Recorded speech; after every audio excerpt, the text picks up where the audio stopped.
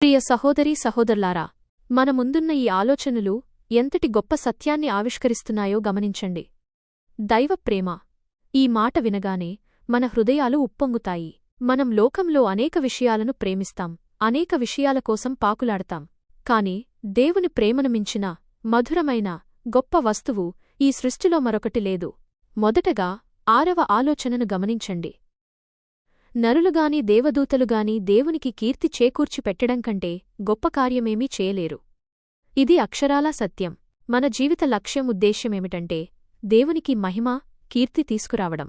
Bible గ్రంథంలో అపొస్తలుడైన పౌలు చెప్పినట్లు, మీరు తిన్నా త్రాగినా మరేమి చేసినా సమస్తమును దేవుని మహిమ కొరకు చేయుడి.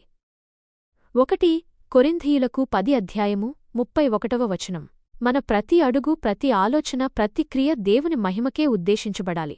ఈ లోకంలో పేరు ప్రఖ్యాతుల కోసం తాపత్రయపడడం కంటే మన జీవితాల ద్వారా దేవుని కీర్తిని ఇతరులకు చూపించడమే అత్యంత గొప్ప కార్యం.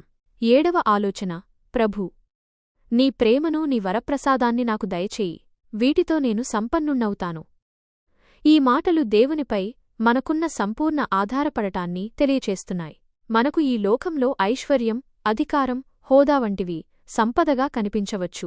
కాని బైబిలు బోధించే గొప్ప సంపద ఏమిటంటే దేవుని ప్రేమ, ఆయన కృప, వరప్రసాదం. ఎఫెసీయులకు వ్రాసిన పత్రికలో పౌలు, మీరు విశ్వాసము ద్వారా కృపచేతనే రక్షింపబడియున్నారు, ఇది మీ వలన కలిగినది కాదు, దేవుని వరమే.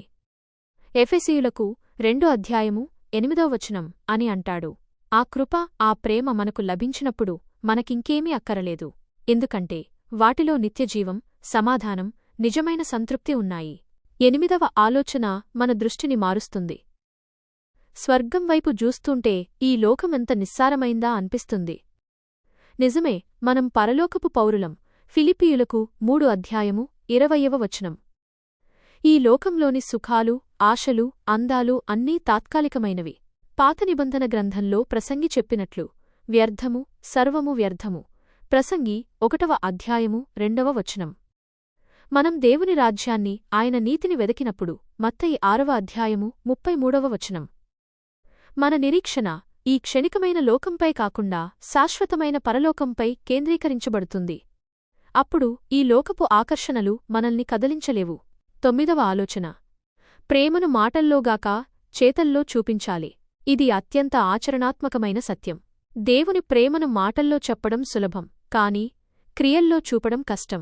బైబిలు బోధించే అసలైన ప్రేమ ఏమిటంటే, పిల్లలారా, మాటతోనూ నాలుకతోనూ కాక క్రియతోనూ సత్యముతోనూ ప్రేమిద్దాము. 1 యోహాను 3:18 యేసుక్రీస్తు తన ప్రేమను మాటలతో కాక శిలువపై తన ప్రాణాన్ని త్యాగం చేయడం ద్వారా చూపించారు. ఈ రోజుల్లో సోషల్ మీడియాలో, చర్చల్లో దేవుని గురించి, ప్రేమ గురించి ఎంతో మాట్లాడవచ్చు. కాని ఆకలితో ఉన్నవారికి అన్నం పెట్టడం, కష్టంలో ఉన్నవారికి సహాయం చేయడం, క్షమించలేని వారిని క్షమించడం, ఇవే అసలైన దైవ ప్రేమకు నిదర్శనాలు. 10వ ఆలోచన, దేవుణ్ణి ప్రేమించడం కంటే మధురమైన వస్తువేదీ లోకంలో లేదు. ప్రేమకు నిజమైన గురుతేమిటిటంటే మనం ప్రేమించేవాళ్ల కొరకు బాధలు అనుభవించడం. ప్రేమకు నిజమైన కొలమానం త్యాగం. యేసుక్రీస్తు మనకోసం బాధలు అనుభవించారు, శిలువ మరణాన్ని సహించారు. అందుకే ఆయన అంటారు, నా నిమిత్తము నిందలు పడుటయు, హింసింపబడుటయు సంభవించినప్పుడు మీరు ధన్యులు. మత్తయి 5:11 క్రీస్తు కొరకు మనం అనుభవించే శ్రమలు, అవమానాలు, కష్టాలు అపజయం కాదు, అవి దేవుడు మనకిచ్చే మహాభాగ్యాలు. ఎందుకంటే ఆ శ్రమలే మనల్ని క్రీస్తుకు మరింత దగ్గర చేస్తాయి. ఈ ఆధునిక కాలంలో సుఖాల కోసం పాకులాడే మనకు శ్రమల ద్వారా దేవుని ప్రేమలో ఎదగడం ఒక గొప్ప పాఠం.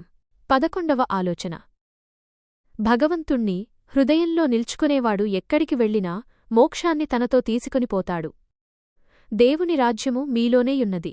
లూకా 17:21 దేవుడు మన హృదయాల్లో నివసించినప్పుడు ఆ సమాధానం, ఆ నిరీక్షణ ఎక్కడికి వెళ్లినా మనతోనే ఉంటాయి. అప్పటి పరిస్థితులలో విశ్వాసులు హింసించబడినప్పుడు వారు ఎక్కడికి పారిపోయినా దేవుని సన్నిధిని, మోక్షపు ఆనందాన్ని తమతోనే తీసుకొనిపోయారు. నేటి ఆధునిక కాలంలో ఒత్తిడి, ఆందోళనలతో నిండిన జీవితంలో కూడా మన హృదయంలో దేవుడుంటే, ఏ ఆఫీసులో, ఏ ఇంట్లో, ఏ పర్యటనలో ఉన్నా ఆయన సమాధానం మనకు తోడుగా ఉంటుంది. చివరిగా 13వ ఆలోచన, చిన్నగడ్డి పోచకూడా అతనికి దేవుణ్ణి జ్ఞప్తికి తెస్తుంది. దేవుణ్ణి నిజంగా ప్రేమించే భక్తుడు ఈ సృష్టి అంతటిలో ఆయన గొప్పదనాన్ని, ఆయన ప్రేమను చూడగలడు. దావీదు మహారాజు అన్నట్లు, ఆకాశములు దేవుని మహిమను వివరించుచున్నవి. కీర్తనలు 19వ అధ్యాయము 1వ వచనం.